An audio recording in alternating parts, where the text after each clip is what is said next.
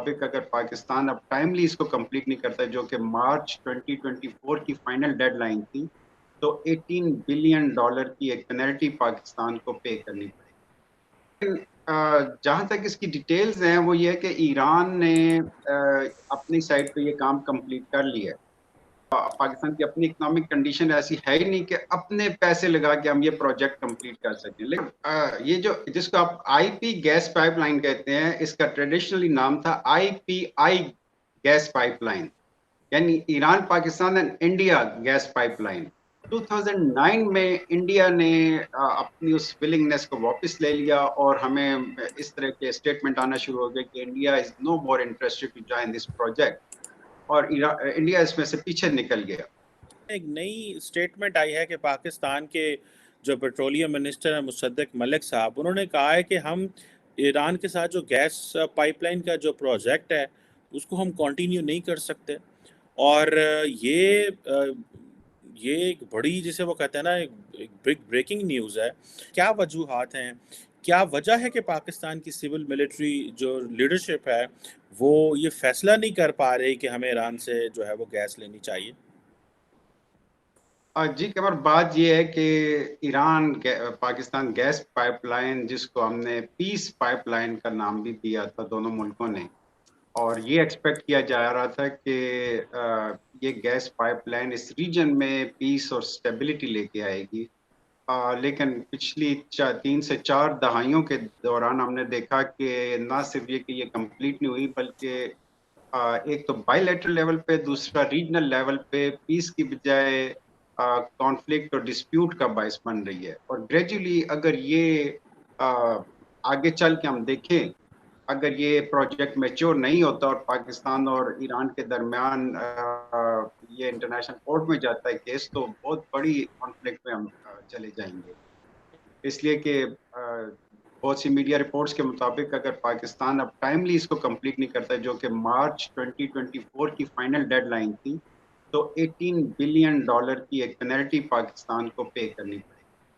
तो जाहिर है कि ये पर 2015 से इसको कंप्लीट करना था हमने, और पर डे $1 मिलियन की ये पेनल्टी थी। इसको सारा कैलकुलेट करें तो बहुत बड़ी एक अमाउंट बन जाती है। तब ये भी होती रही कि डेडलाइंस भी आती रही। पहली डेडलाइन देखिए ये थी कि ये प्रोजेक्ट 2015 में कंप्लीट होना था, और उसके बाद 17 की रिपोर्ट आ गई कि दिसंबर 17 में कंप्लीट होगा। लेकिन उसके बाद की सूरत हाल ने बढ़ते बढ़ते आगे बिल्कुल बेयकीनी की कैफियत पैदा कर दी, और फाइनली ये हुआ कि इस पे कहा गया कि मार्च 2024 में इसको फाइनली कंप्लीट होना है। लेकिन जहाँ तक इसकी डिटेल्स हैं वो ये है कि ईरान ने अपनी साइड पे ये काम कंप्लीट कर लिया है। पाकिस्तान की अपनी इकोनॉमिक कंडीशन ऐसी है ही नहीं कि अपने पैसे लगा के हम ये प्रोजेक्ट कंप्लीट कर सकें। उसमें ये देखें कि हमने अभी जो आईएमएफ से एक बड़ी लॉन्ग डिबेट करके जो डील ली है, वो बड़ी मुश्किल से अप्रूव हुई है, और अगर वो अप्रूव ना होती तो पाकिस्तान का यानी डिफॉल्ट सामने नजर आ रहा था, बिल्कुल सामने लिखा हुआ। और ये अभी जो केयर टेकर सेटअप आया, इसकी भी कोई ऐसी उम्मीद नहीं रखनी थी हमने। तो ऐसी सारी सूरत हाल को कंबाइन करके देखें तो कोई पॉसिबिलिटी नजर ही नहीं आती कि पाकिस्तान इसके लिए आगे कोई कदम उठा सकता। ये उस वक़्त के साबिक़ सदर ज़रदारी ने ये शुरू किया था, और project Iran Pakistan gas pipeline का। और आज जब ईरान के फ़ॉरेन मिनिस्टर पाकिस्तान आए तो उन्हीं का बेटा फ़ॉरेन मिनिस्टर था, तो वो बहुत कुछ इस हवाले से कर सकते थे। सो गैस पाइपलाइन का तो उन्होंने कुछ ना किया, लेकिन कराची में एक इमाम ख़ुमैनी के नाम पे शायद उन्होंने एक रोड जो है, शायद वो फ़ॉरेन मिनिस्टर से उसका इफ्तिताह करा दिया। आपको नहीं लगता डॉक्टर साहब, इन हरकतों की वजह से हम जो है वो इंडिया को ईरान के ज़्यादा करीब कर होने पे मजबूर कर रहे हैं? मतलब हम एक स्पेस दे रहे हैं ऑलरेडी, जो कि हम स्पेस को कैप्चर कर सकते थे। पहले हमने जो है अफ़गानिस्तान तक आटा नहीं पहुंचने दिया। फिर अभी हम उनके साथ इंगेज नहीं कर पा रहे, हम उनके एनर्जी जो रिज़र्व्स हैं उन तक पहुंच नहीं पा रहे। घर में पाकिस्तान में हम लोड शेडिंग बर्दाश्त कर रहे हैं, इंडस्ट्री बंद करवा ली, सारा कुछ कर लिया।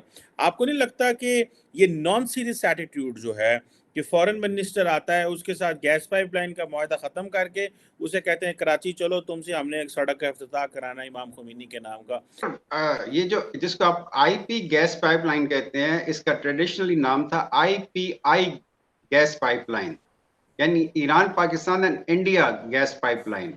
1995 में हमने एक बेसिक एग्रीमेंट किया ईरान के साथ कि हम आपसे एक गैस पाइपलाइन के जरिए गैस इंपोर्ट करना चाहते हैं। और इसके 4 साल बाद यानी 1999 में इंडिया ने अपनी विलिंगनेस शो की कि हम भी इस प्रोजेक्ट का हिस्सा बनना चाहते हैं, क्योंकि इंडिया भी साउथ एशिया में था और उसके लिए भी अच्छे खासे एनर्जी क्राइसिस थे, इतनी बड़ी पॉपुलेशन है। तो ईरान ने और पाकिस्तान ने उस वक्त इसको वेलकम किया, क्योंकि पाकिस्तान के इसमें बहुत बड़ा एक इकोनॉमिक बेनिफिट था, क्योंकि जो ट्रांजिट इसकी कॉस्ट आनी थी इंडिया के लिए, वो सारा पैसा पाकिस्तान के पास आना था, उसका रेवेन्यू पाकिस्तान के पास आना था। जो ईरान और इंडिया के बीच में डील होनी थी, उसका जो ट्रांजिट का रेवेन्यू वो पाकिस्तान के पास आना था।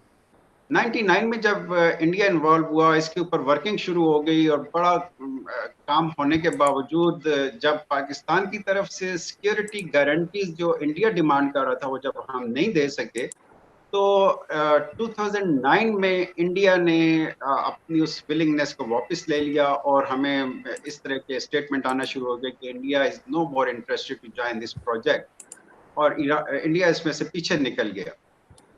एक तो इंडिया इसमें से निकल गया, चाइना ने एक बाद में इंटरेस्ट शो किया था, वो भी अभी तक इसमें कहीं नजर नहीं आ रहा।